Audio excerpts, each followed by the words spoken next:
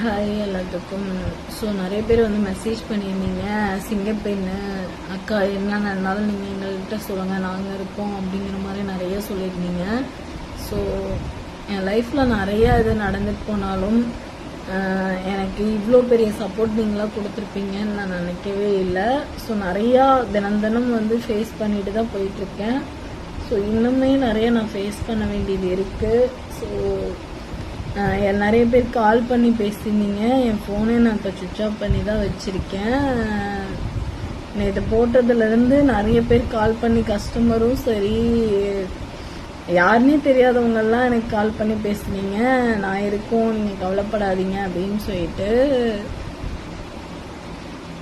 நான் இன்னொருத்தர்லாம் காயத்ரியோட அண்ணன் தம்பியெல்லாம் எங்கப்பா போனீங்க அப்படின்னு சொல்லி கேட்டிருந்தீங்க கமெண்ட்லேயே. இத்தனை பேர் இருக்கும் போது நான் எதுவும் அவ்வளோ சீக்கிரம் கோலத்தனமாக எதுவும் முடிவு பண்ண மாட்டேன். யோசிப்பேன், நல்லவங்களுக்காக நம்ம வந்து உயிரை விடலாம், கெட்டவங்களுக்காக என்றைக்குமே நம்ம உயிரை விடக்கூடாது. ரெண்டாவது, கடவுள் வந்து என்னை இந்த அளவுக்கு வந்து கஷ்டப்படுத்துவாருன்னு நான் நினச்சி பார்த்ததில்ல. நிறைய பேர் வந்து இவ்வளோ பேர் நாங்கள் இருக்கோம்னு சொல்லிட்டு கால் பண்ணியோ மெசேஜ் பண்ணியோ போடும்போது எனக்கு ரொம்ப சந்தோஷமாக இருக்குது.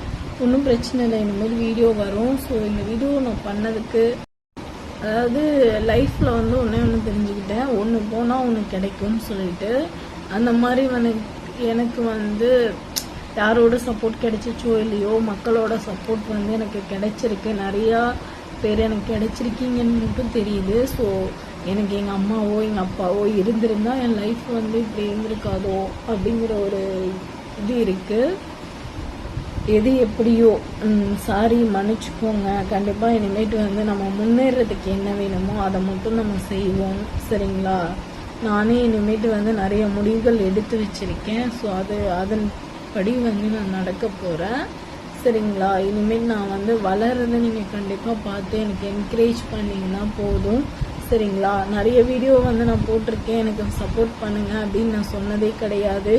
இனிமேட்டு வந்து நான் நிறையா இறங்கி பண்ணணும்னு இருக்கேன்.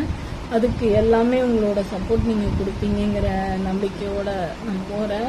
என்ன மாதிரி வந்து தாய் இல்லாமல் யாரும் இல்லாத குழந்தைங்கள்லாம் வந்து நீங்கள் முடிஞ்ச அளவுக்கு சப்போர்ட் பண்ணிங்கன்னா கண்டிப்பாக வந்து வெளி உலகத்துக்கு வர்றது மட்டும் இல்லாமல் நல்லா லைஃப்பில் வந்து ஒரு மோட்டிவேட்டாக இருக்கணும். நான் பண்ணுற விஷயம் நிறைய பேர்த்துக்கு அப்படின்னு நான் நினைக்கிறேன், சரிங்களா? இனிமேட்டு வந்து என்னோட வேலைகள் என்னவோ அதை நான் நிறையா வந்து மாற்றிக்க போகிறேன், சரிங்களா? ரொம்ப நன்றி.